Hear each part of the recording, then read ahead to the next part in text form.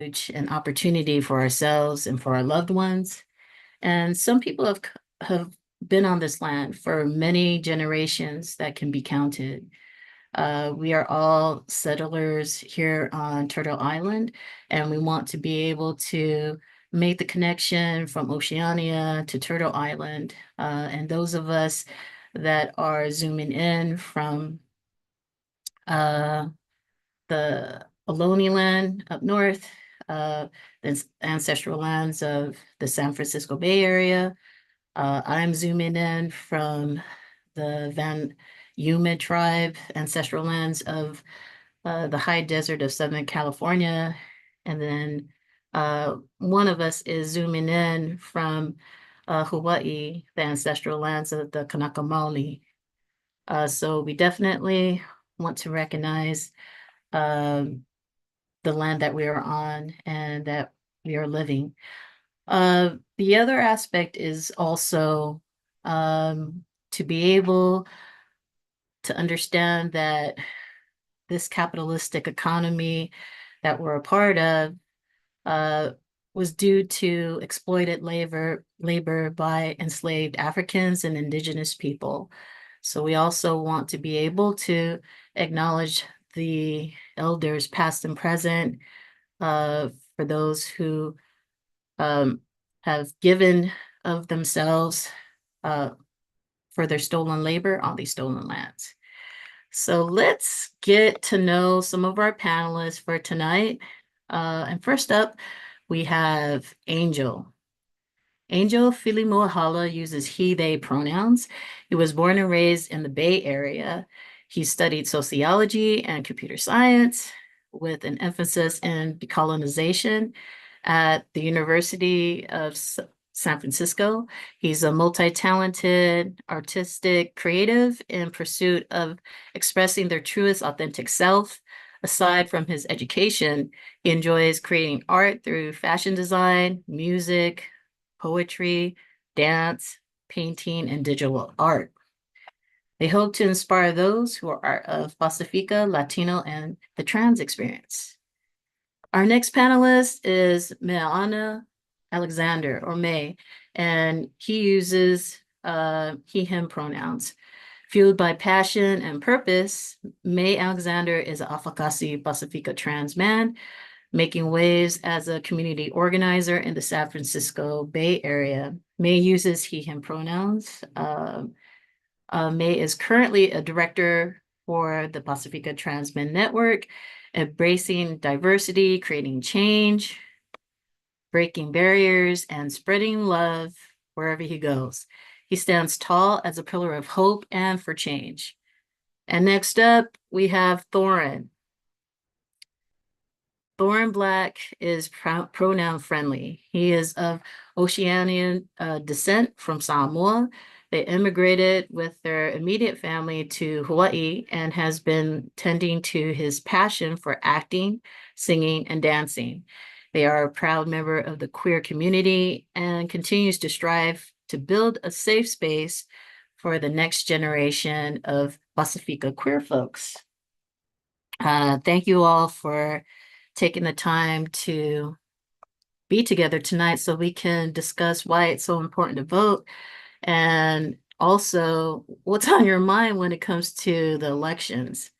So let's dive into some questions that I feel a lot of folks would like to know a little bit more about what you think. Um, so are all of you registered to vote? And uh, when was the first time you voted? And what about for a presidential election? So, Angel, do you want to start us up? Sure, yes. The first question, yes, I am registered to vote in California. I registered to vote when I got into undergrad. And my very first election that I voted in actually was in 2020, the 2020 election for Kamala Harris and Joe Biden. Um, and that process was kind of crazy, just a little bit, because when I was the 2016 election. I'm kind of in that generation where we weren't old enough to be able to vote, but it had a really big impact in like our, like our life, I would say. So I was really excited the first time to ever to be able to participate in voting at like a voting poll with like a voter guide. So yeah, those are like the first. I can hand it off to May. Hey y'all. Yes, I'm a registered voter. The first time I ever voted was when Hillary was running against Donald Trump, and that was the hugest shift I ever seen as a teenager, early teenager, where you seen the leftists and the rightists, and it was actually protests coming together. So that was my first time voting.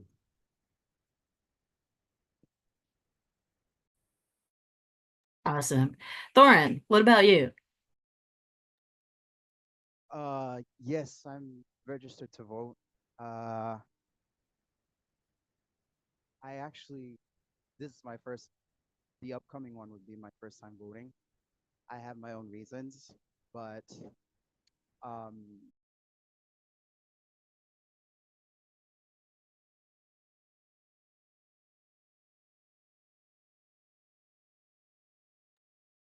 All right. So Um, I wanted to change this up a little bit because this past weekend at a Trump rally, there were speakers that were lined up for the eventual address by Trump.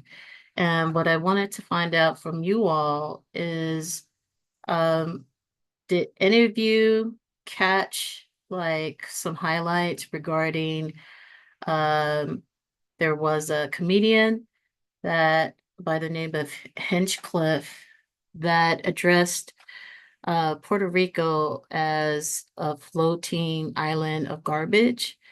And then Tucker Carlson was someone who said that Kamala Harris was Samoan and Malaysian, and then shortly after said low IQ and a former California prosecutor. Do any of you have any thoughts about that?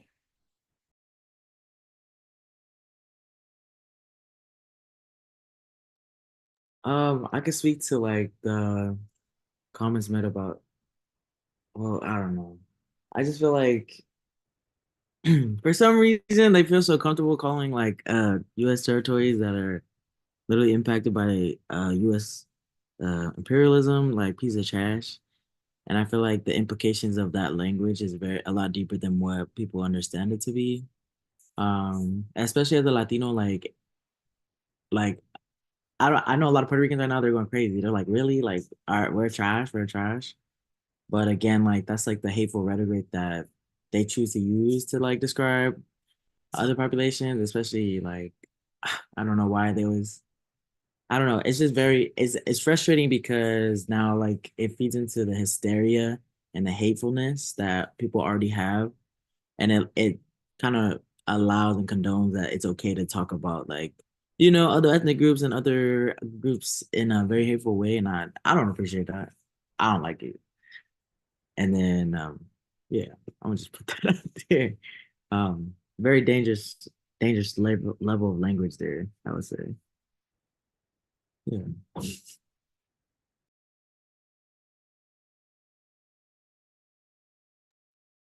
What about you, Thorin? Were you able to capture or at least catch some of that commentary in the past few days? Or just what I told you? What was said? Do you have any opinion on that? it's been flooding my For You page on TikTok and my Facebook, so it's there. Um, just a lot of disappointment. Those are the people that are in office, and these are what they feel represent some of the groups that they claim to represent. Um, and it's just a lot of other emotions come through as well: anger, frustration. Um, but I feel like that also puts it into perspective why it's important to vote and why I'm just literally eyeing out my calendar, waiting to just jump into those booths and start voting people out, you know, voting new blood in that would help represent not just, the majority of the groups, but like also the minority, and I'm using that word loosely. Just we just need more representation in there. But overall, very disappointed and I agree annoying. with you. Yeah, it is disappointing. Um, to have like the highest office of the land and the people that are supposedly speaking on behalf of this person to say such like reckless things, demeaning things, degrading things. Um, but I also just want to know, from your perspective of what you're voting for, what's on your mind in terms of the things that you're looking at nationally, like presidential candidates, but also what are issues that you cannot afford not to vote on? Angel May.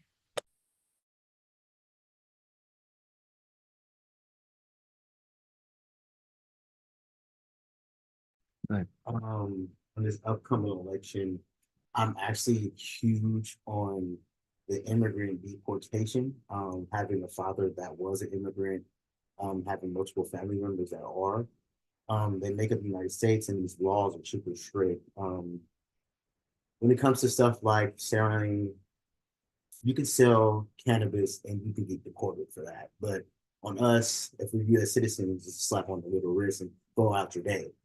So thinking about the families that it affects, thinking about what the children go through, yeah, that's the thing I'm looking into to see who's going to crack that code, who's going to make some positive movement in that area. Mm.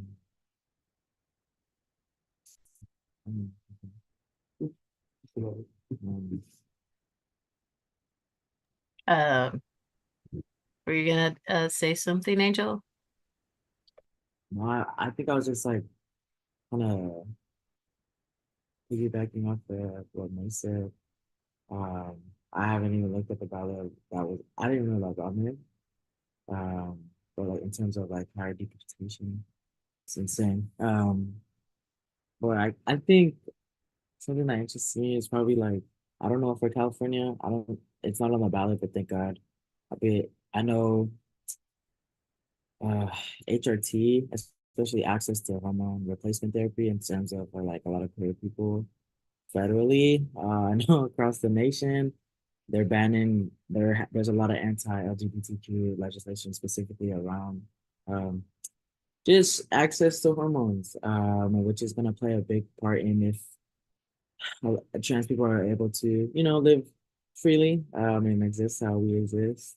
I think that's kind of where my focus has been on, because it's kind of insane how much effort is being put into banning access to healthcare that literally saves lives, especially for me, if somebody like on an anecdotal level.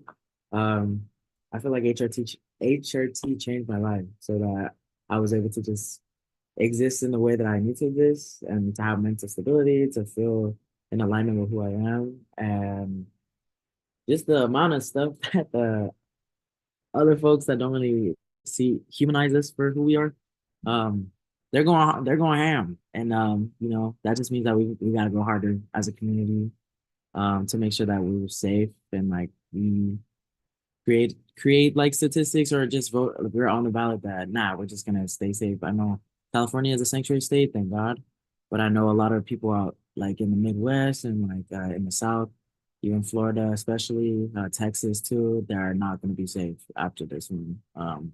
So that's kind of like where my focus is on for this election. So, you Does that prevent like travel for some of you to go to certain states or cities?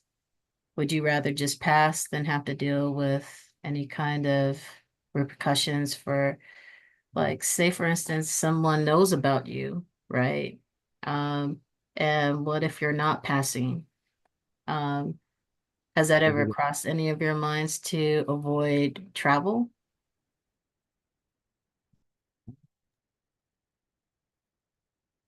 Um, Uh, for me, traveling is a big thing. Um, so when you're traveling in the United States, when it comes to you selecting where you want to go, the representation is important. Um, so say if we're in Atlanta, like stuff like that, and the laws change, like I live there, so like to see how different from California, to the huge different. So yeah, I would like prevent myself from going there. Like, hey, if that's gonna happen, I can't get my medication, I can't do this, I can't do that. It would put a huge strain on my traveling. It makes it cause a disturbance, really, and it's unpleasant because I want to go there, but now I can't because of these rules and set of rules, and I don't want to be uncomfortable, so I'm gonna be safer over here. Yeah. Right. Um, Thorin, you've done some recent travel for work that took you to the South. Um, how was that? Uh, did you feel like your life was treated differently, better or worse? uh, yeah. I was very aware that um, that I was going into an area that is not quite friendly to folks of queer folk, and so it was always like it was almost like a checklist. Usually when I wanted to go to places within the area that I was at, well, I would always like, okay, is this area queer-ish friendly? Are there going to be more people, um, that I'm able to call on if I get into trouble? So it's always this like checklist, especially in an area that I wasn't really familiar with, but also it has a reputation for not being very kind to queer folk. So it's just, I find it sad that I have to um, do this checklist because I enjoy traveling, but it's definitely something that I feel I need to do in order to feel uh, safe enough to even walk out my hotel room or wherever I'm staying. And I would like that to stop. I would like that to just I would wake up in the morning, get out of bed, and just walk down the street without the fear of like somebody clocking me because I'm not passing. Um, but yes, it's definitely an element if I am traveling. For me. Yeah, I've restricted travel in the past like few years just to avoid additional pressure and stress. Yeah. I definitely get that. Um, I wanted to ask you all, how many of you are living in like multi-generational or multi-family situation or circumstances, or have come out of that? Uh, Yeah. And how would you say like this helps inform your vote for the people that uh that you lived with? I mean, aside from like you mentioned, Angel, anti-LGBTQ legislation, gender affirming care, what are other aspects on your peripheral um, from your lived experience of in your home? What are other issues that you're aware of that you feel needs to be advocated for? And, your vote is your voice.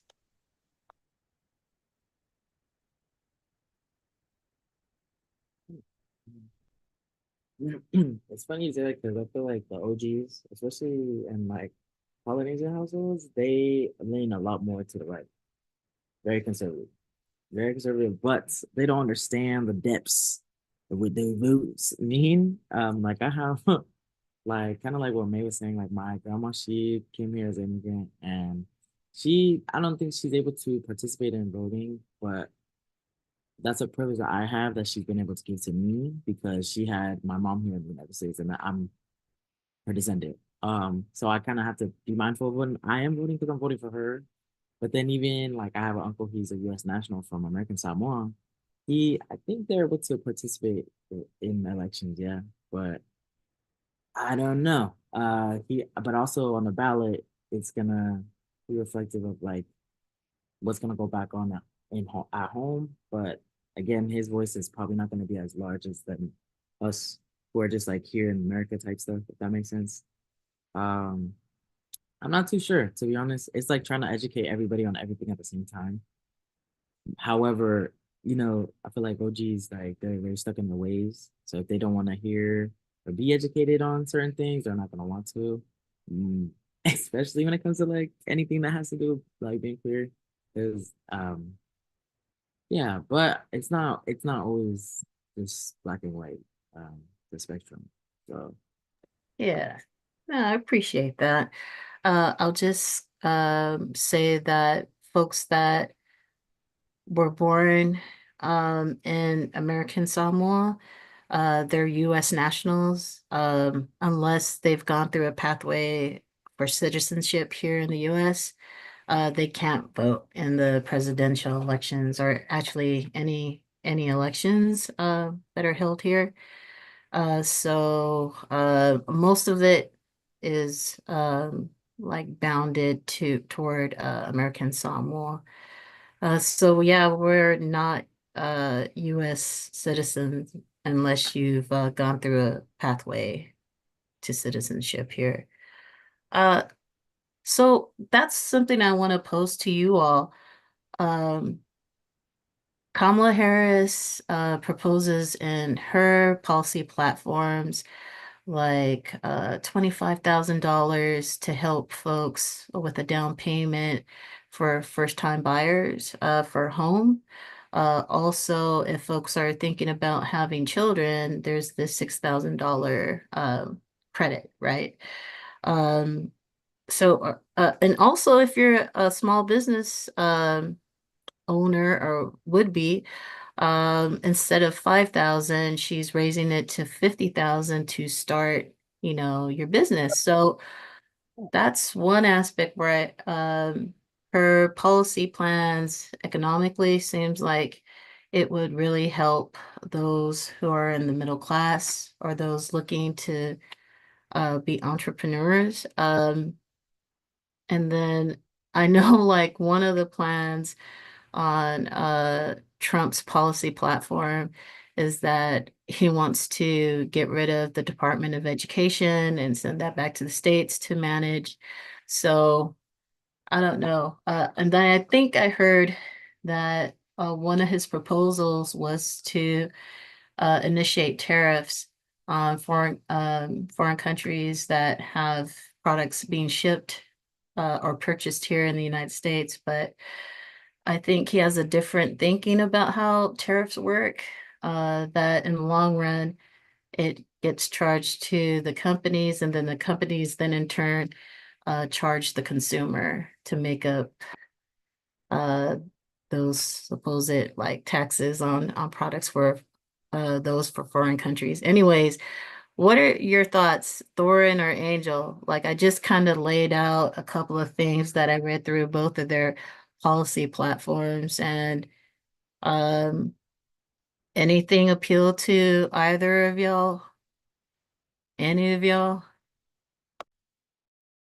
Uh, well, one side for me is definitely a little bit more favorable than the other. um, I did hear about the his plan to about the education Department of Education, I believe. Um, that boggles my mind. Um, but I digress. Another thing, yes, I recently saw a video about tariffs, and um, yeah, but it also, I feel like he should know what they are since he's a businessman, but maybe that's the reason why, you know? Right, right, um, right. I'll jump in because yeah, go for it. He's about to fuck up the economy. Excuse my language, but he's about to mess up the economy again. Because that's gonna. He doesn't know. He should know. He's a venture capitalist. He knows how to run the shit. But those international ties are important to our economy. Hello, this is not his business thing again. Anyways, back to the Department of Education. I'm a California educator. Okay. I go ham for these kids. Okay.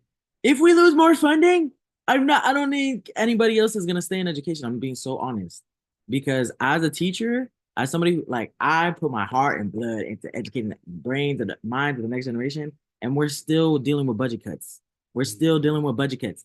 We don't even get enough funding to be able to stay open as a regular public school. I'm teaching charter schools. We don't get paid enough as educators to keep on wanting to educate. That's insane. And then to leave it up to the state is, I mean, California has we have money, but it's not allocated this distributed evenly like that. It's based off of property taxes. There's so many different systems that's gonna mess up, and it's not it.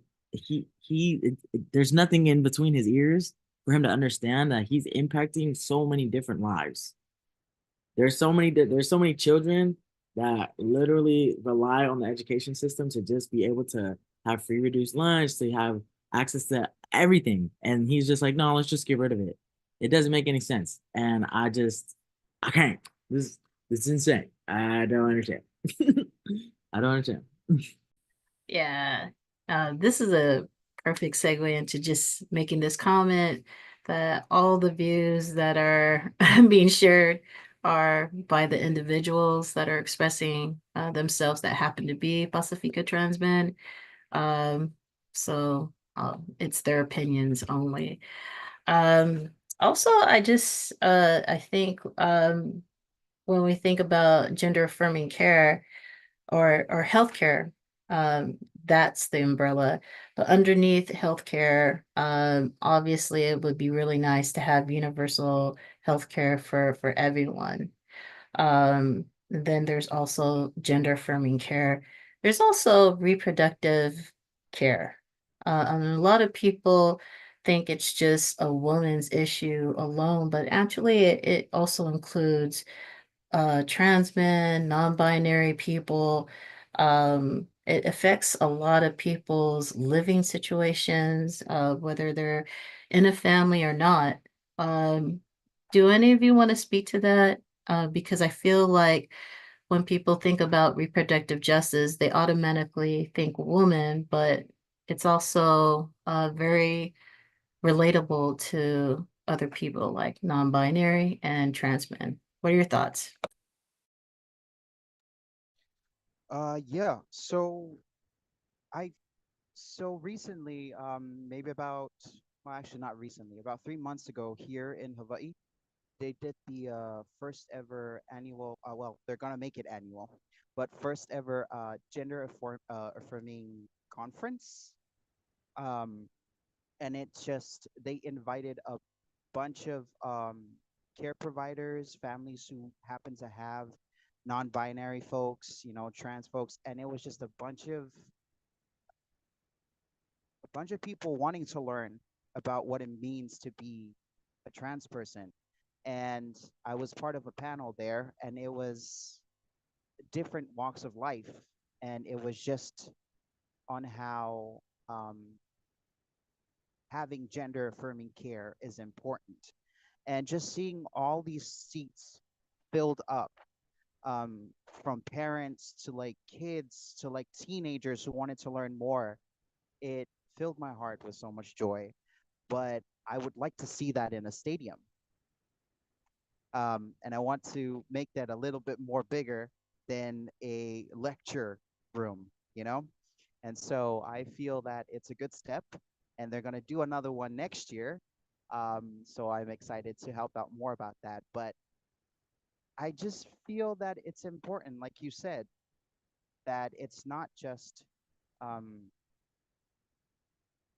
it's not just women reproduction issues. It also includes, and I think there should be some sort of course, maybe in college or in high school, you know, that should, I feel like it will also help answer a lot of questions that a kid might be having about certain things that they're feeling, and to have some sort of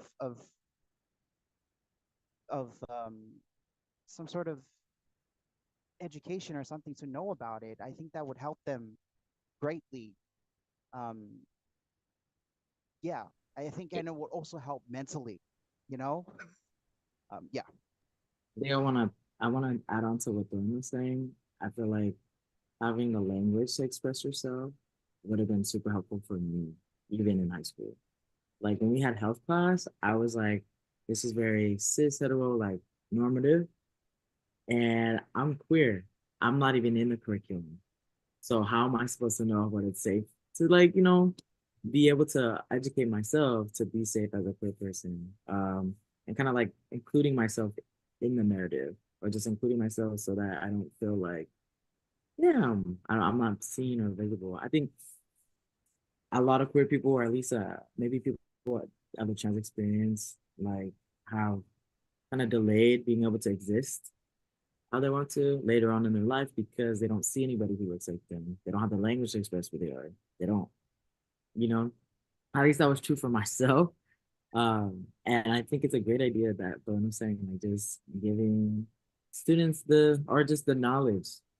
It doesn't have to, like, in just visibility, etc. That's why representation is so important because I didn't see anybody who looked like me who was also queer. Hello? I didn't see anybody who was Polynesian, Pasifika, or anything that was also queer to allow myself to know that I can exist and how I exist. The only other person was my older sister. And she's a lesbian. So, yeah. Yeah, same. And I feel like it also speaks to this idea of body autonomy, and how does that get legislated?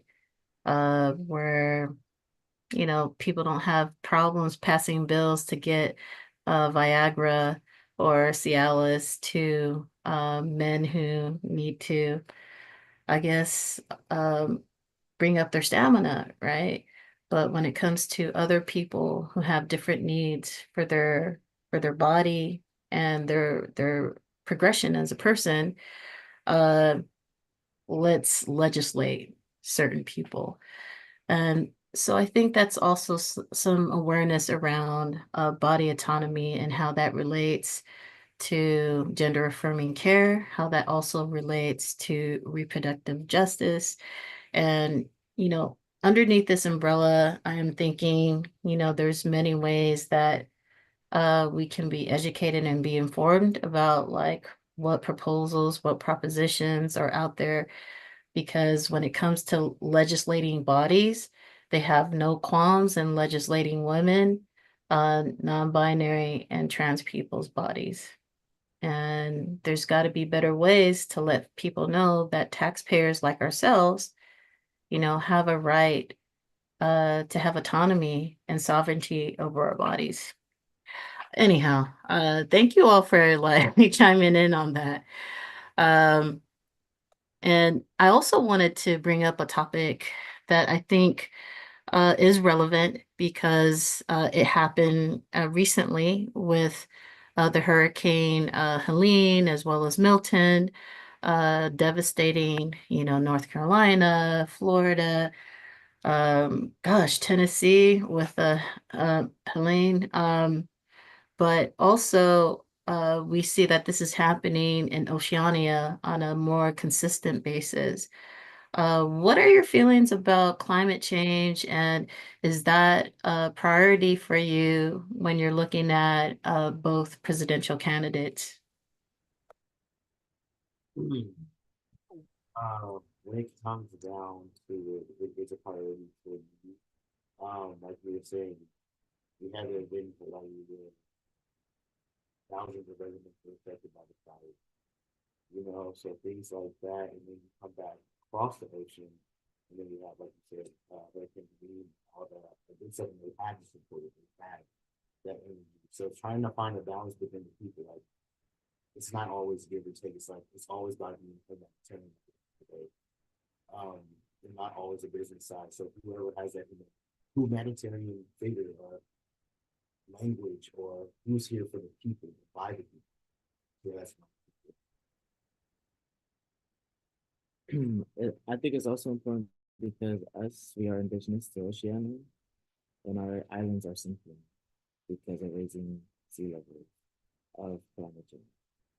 Um, and we are not written into the dominant narrative of that unless we advocate, you know, because there's folks who go to the UN who speak on it and how, like, because Tuvalu was already underneath water, or I forget which island, um, and they had to hold their press conference as like virtually because it's gone. I think it hits harder when like because we're in diaspora, right? We're in like mainland, like in America, but back home pretty soon, like hopefully, you know, but hopefully our narrative gets written into whoever is up there. But it's gonna impact us a lot larger.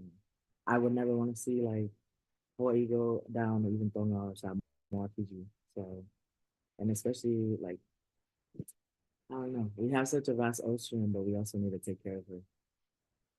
We have a strong dedication to have to do that to the Moana and Malamana Aina the same way to like take care of the land. That's already in us, but you know, it's I think I forget which one is more dedicated to climate change. Is it Kamala Harris? I'm assuming possibly. I haven't seen. I'm gonna be honest. I haven't seen it. Mhm. I'm assuming that Trump doesn't give a shit. So yeah. I am very excited for this question. um, well, let me just say global warming is real and climate change is also real. Why? I would love to tell you why. Well, um, the last I heard, Kiribati is almost gone. It is underwater. And people that are in Kiribati are finding other places to go because of sea level rising, because of global warming, because the icebergs are melting. Because of that, Samoa, oh, getting emotional. Ooh, Samoa is slowly fading. Um, we're seeing we're seeing parts of it go um, due to soil erosion, and our amazing Prime Minister, Fiame Naomi Mataafa, is trying her best, and she is meeting up with everybody that is trying to help gain fundings in order to help preserve my homeland. And I know for a fact that there is one nominee who feels that it is not real. You are wrong. With that being said, that is one of my passions, is trying to promote and to get people or anyone to listen that certain cultures and certain people are fading, not because of civilization um, deterioration. No, it's because of um, man-made problems. And I feel like because they're man-made, we're able to reverse that. But in order to reverse that, we need to do our part in order to turn back the clocks, even just for a bit. That's a good point. Because there's many of us who don't realize, or maybe we do, that we're reliant, on, gasoline, petrol.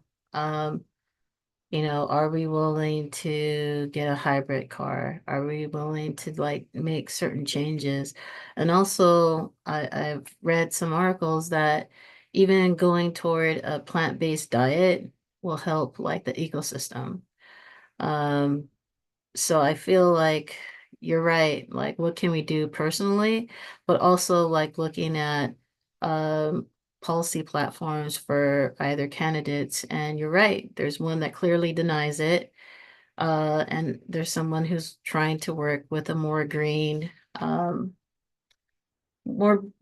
policy platform, and more responsive.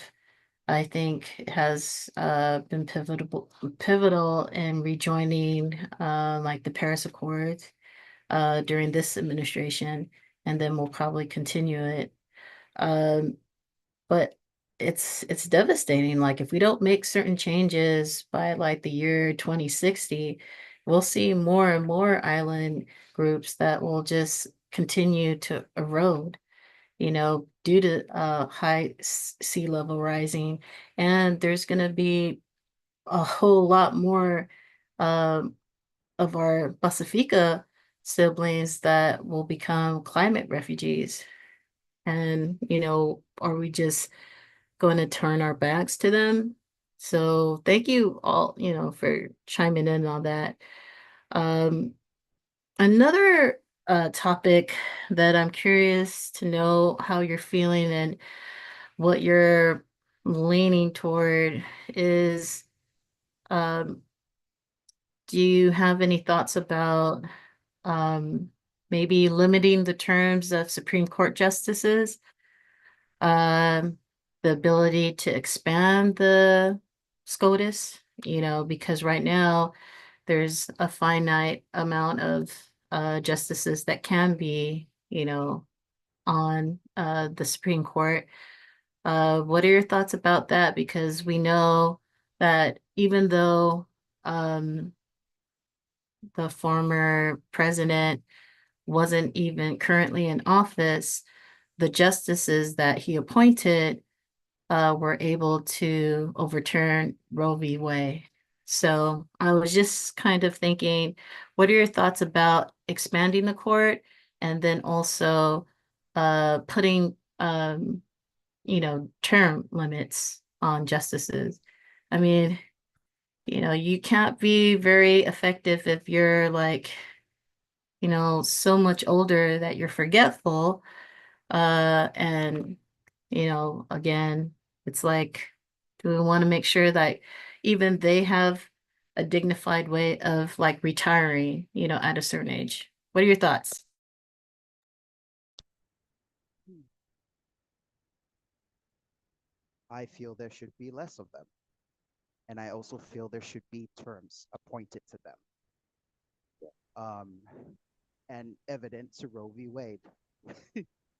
I think I feel that it was. Hmm, you know what? I'm gonna get back to you on that. I'm gonna choose my words very carefully. BRB. All right. Angel, what do you got? Oh man, you go. Or May? It took it back in time. We went back in history instead of forward for once. So what you don't know, you're always going to rewrite. That saying stuck with me through high school, through my adult life. So when we speak about Supreme Court justices, this is like the first time in like history where it's totally left and right, and there's no in between. So when you talk about the terms, yes, they should have terms. They should have a limited amount of time while they're there. Um, they should be evaluated. Like, they go through a lot. They see a lot of cases at once. Um, so like you said, and the president picking their Supreme Court justice, there has to be a different process to that. I feel like this needs to be reevaluated to a point where it's by the people for the people. So yeah, that's my view. Yeah, I just feel like if you can't remember what you ate for lunch that day, you don't need to be dictating what is the next generation's laws and overturning anything. Like there's no way. Um, I don't know if we should have like a reevaluation setting, but definitely set terms. Because this is getting crazy, guys. This is insane. But yeah, I'm supposed to be forward thinking. The future. Yeah. Uh, Lauren, have you reflected on the words that you want to express about this, or do you want to move on to another topic and then circle back if it comes to mind? Um, I thought about it. Okay. I'm gonna keep it short. because there's other choice of words I probably shouldn't say, but I will say this.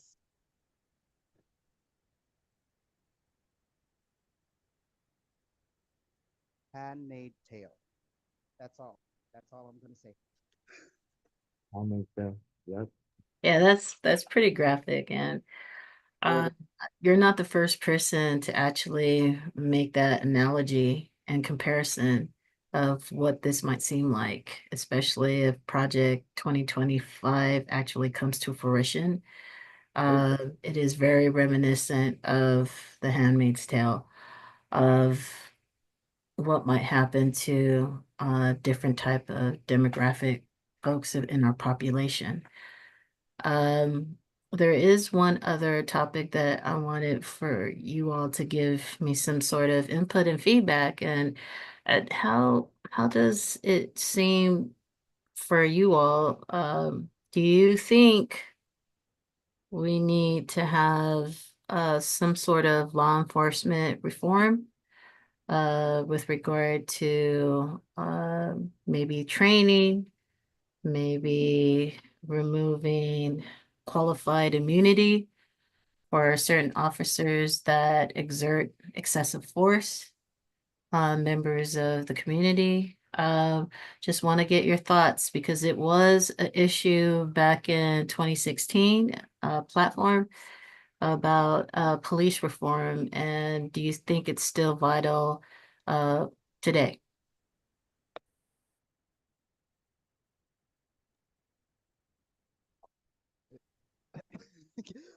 Um, that's a- I would say I'm a community organizer, and a bunch of reforms sound like a bunch of BS. Um, I believe in the alternative. I don't believe in funding something that's not working. There's so many opportunities to reform children by alternatives, giving them the pathway care that they need. And when I talk about reform, if we're going to reform, you have people that's doctors are going to college. You have people that's going to college to be a chiropractor. You have people that go to college for all these amount of things to understand what's going on, but you don't have a police officer. You can have a lack of education, not knowing no emotional intelligence, and go on to do it. So is that benefiting the community? No. It causes over policing. It causes other issues that you don't understand. And having police a community that they don't belong to, they will never understand. There's a lot of reform that needs to go on, and I don't believe it's going to happen over the course of my lifetime, but hopefully my kids, because it is damaging because we're going back in time.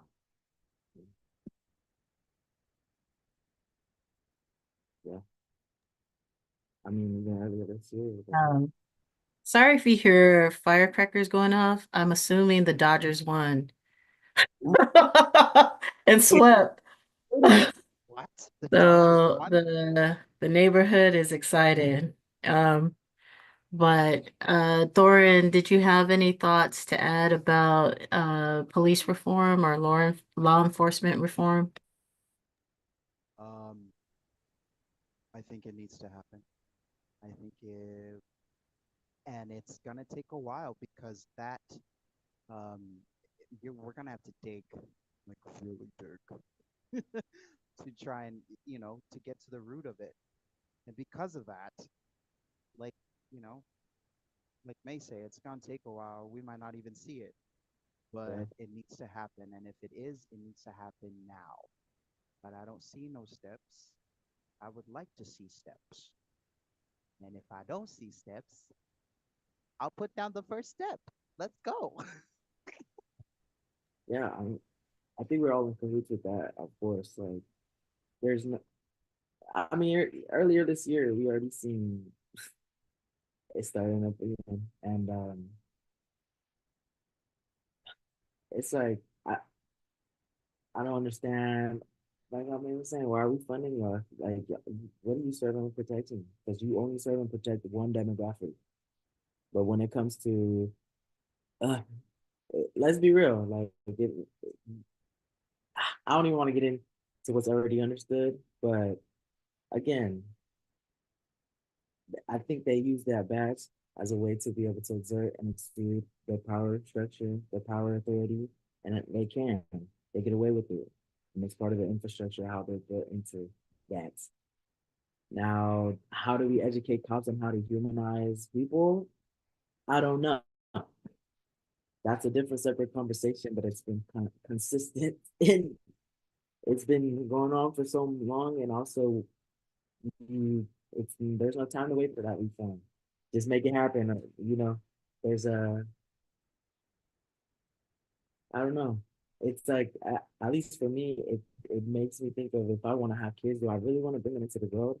Like seriously, because you just never know. Like, and that's something that I don't think any parent or anybody should have to worry about. But again, that's this is the life that we exist in, or the structure that we operate under. Yeah, they need to get that shit out of together. Yeah. Yeah. And I apologize in advance. I live in the LA area. We're happy. It looks like we won the World Series, so folks are just lighting up some firecrackers. So yay, LA Dodgers. Woohoo. Um, there's another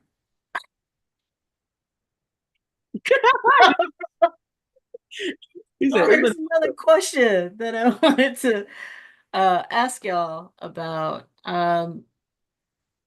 So you know, like the state of Florida has like a ban on books, certain books. They've also have a way of teaching slavery in Florida, and they've also banned like using LGBTQ terminology. Um, Again, I feel like some of these matters that are brought up at the state level might have the appeal on a national level if a certain candidate comes into office. The same candidate also is said to have want to roll back Medicare as well as dissolve social security benefits. Do you all have any family members or friends that will be impacted should that happen? Rolling back Medicare and then also the dissolving of Social Security. For me, it would affect my family members. My mom is actually disabled, not by choice. So she can't do certain things on her own, which Social Security helps her out when she, shortcomings to make her feel whole, and that's just bare minimum. If you can understand that. Um, Medicare that would affect my family as a whole. Yeah, shut that down. The lack of care, the lack of medication. What are these people going to do? Where are we going to go? Are you just going to leave them out on the street? It's like it's so many questions. It's like we're still fighting these questions. Like people need to be treated like people, and why are we having a pro quo on Medicare? So yeah, that's my thing.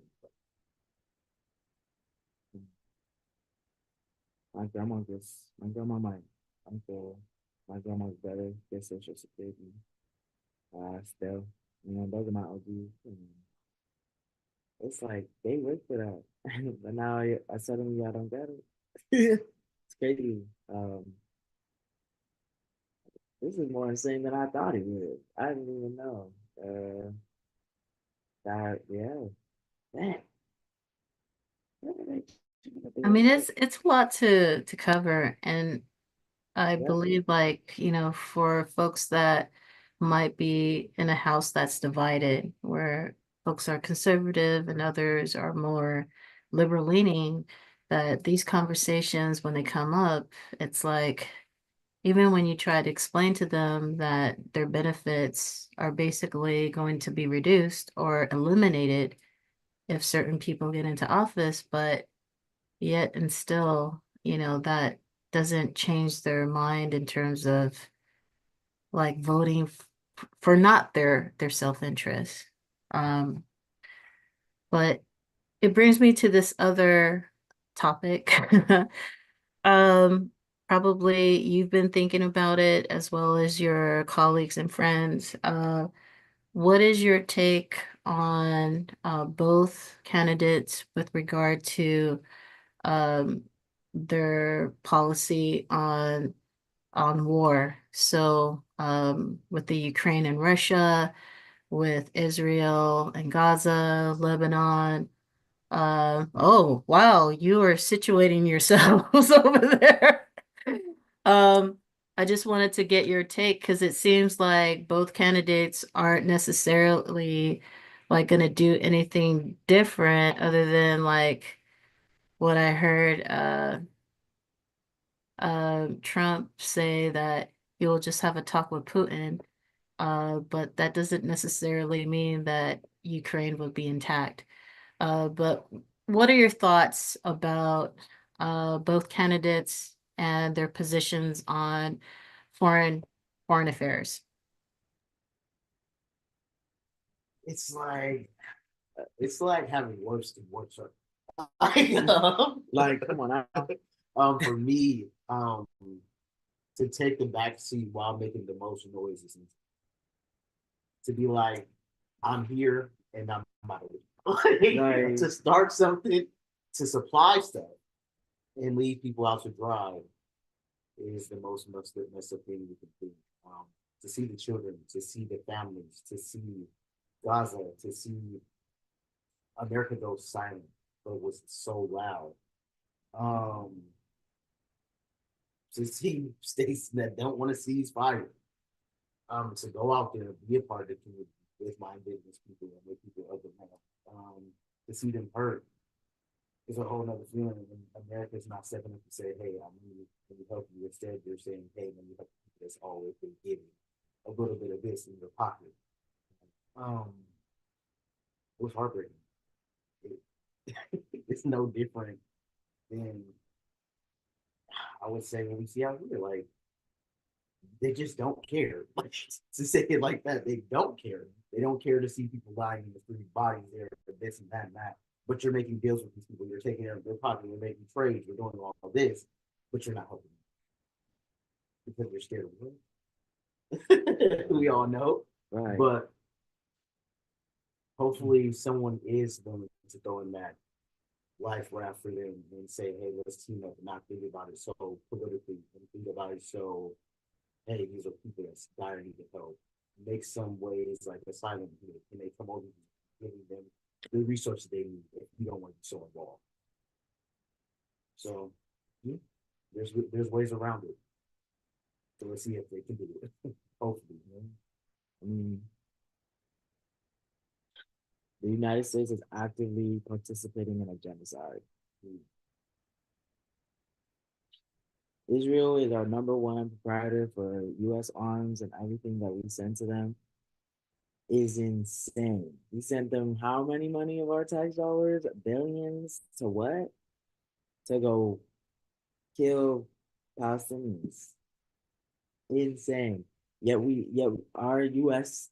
Education system is failing.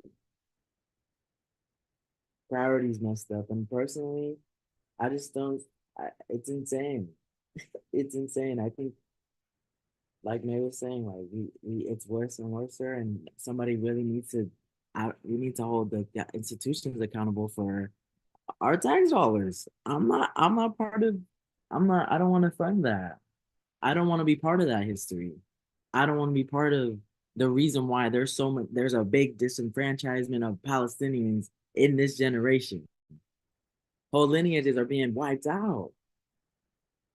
And it's insane. Like, why is that our priority? We have a lot bigger fish to fry back here. And there's too many lives that have been taken innocently. And it's still happening as we're having this conversation. Doran, did you want to chime in on this conversation?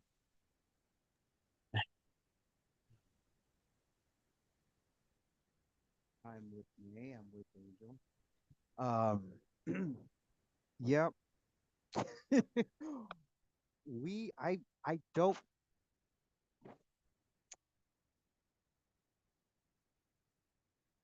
we're on the wrong side of history in this point onward. And we as the people, there's only so much we can do. But the people that represent us make these choices on our behalf. When did you ask us? I'll tell you right now, I don't want to be part of that. Um, um, no, thank you. Um, but there is definitely, where are those people gonna go? So What? there's two things that I do want to bring up that I've been hearing. One is I do believe the response was excessive, incredibly excessive. I do believe that a country should have the ability to defend themselves. So, like Ukraine, Israel, I do get that piece. But once it gets to the point where the body count is astronomical, it's not hitting like the targets that were intended for. Um, it's incredibly sad. I mean, the death toll of innocent people should not be this. Should definitely not be this. And I do believe in a ceasefire, and I do want the hostages to be returned for sure. Um, but yeah, there's I mean, just the amount of aid that keeps going unchecked, you know, how many times we got to ask somebody to like not, keep bombing, like all their enemies. It's terrible. It's a really terrible situation. But what do you say to folks? What do you say to folks that are on the fence about voting? Because I know people are going to straight up vote for like Jill Stein, who is the Greenpeace party presidential candidate. Um, I mean, what do you say to people that, you know, because of this very dear issue, they would not vote for either the Republican or the Democratic candidates?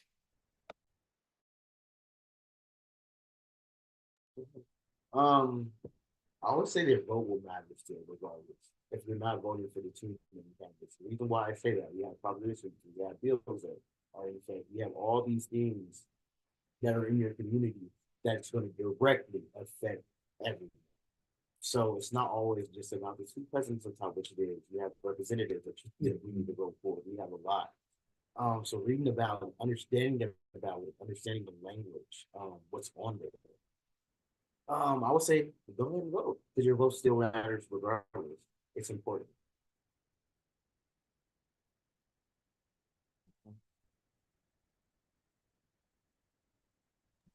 That's a good point. I mean, uh, we know why we vote, and I explained to you why. I do have friends that are specifically single issue voters. Like abortion is like an issue for a lot of my friends. And then this war in the Middle East is an issue for my friends. Like aside from all the other things to really weigh in on, those two issues have meant my friends deciding to vote for this rather than that. And so, like I said, for the Palestinian issue, the war of Israel and Gaza, that has led my friend to fully support Jill Stein. And then for someone who is into reproductive justice and the right to have an abortion, she's voting for Kamala.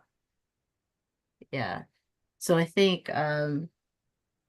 you know, there are single issue voters out there that is so important to them that they've made up their minds. But other folks that are on the fence now, I really find it, I don't know why they're still on the fence, but I respect that they just don't want to make a decision on who should lead this country. What are your thoughts, Thorin?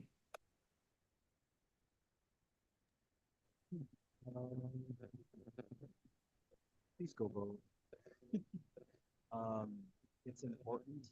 I think that's where we come in, um, because the people that we put into office is gonna help push those things that we feel would um, affect us and our next generation and after that. But we are that next step where we're gonna put that down. Um, yeah, so just vote. Go vote. Please vote. Vote. Go to that ballot box. Put down your name. And you better make sure you check off. And when you're done voting, get you a little sticker and make sure you go to your coworkers and your friends and family. Post it up that I voted today. Okay? That's my message to the United States people. Whoever's watching this, please go out there and vote. Amen. I have something to say. What I'm looking for is the next president to put more voting polls in the South and have more access for the people that are disabled. Come on, man. Yeah, that is a barrier in the South right now that is huge that we need to fix. Those are great, to inspire people. I already filled out my ballot like before I flew to Portland, but I just never dropped it off at the post office and signed the back of it. But yes, folks, your vote is your voice. November 5th is the last day that you can cast your ballot, usually before 8 p.m., whatever regional time zone you're at. Check with your Secretary of State if you need to know where your ballot place or polling place is, or where certain ballot boxes are where you can drop off your ballot safely for mail-in voters. Next week we're gonna have a really like a we're gonna do a recap of the post-election. So hopefully there are certain things that we vote for that'll be in our favor. And if that's the case, hopefully it'll be a little bit of a celebration before the work continues. But I wanted to thank you all for your time and sharing with everybody your thoughts on the elections, popular topics that are happening with both candidates, and we'll see what happens in 6 days. Yeah. All right, everybody. You all have a good rest of your evening, and we'll talk to folks with a recap session next probably next Tuesday night or Wednesday night. Take care, everyone. All right. Okay.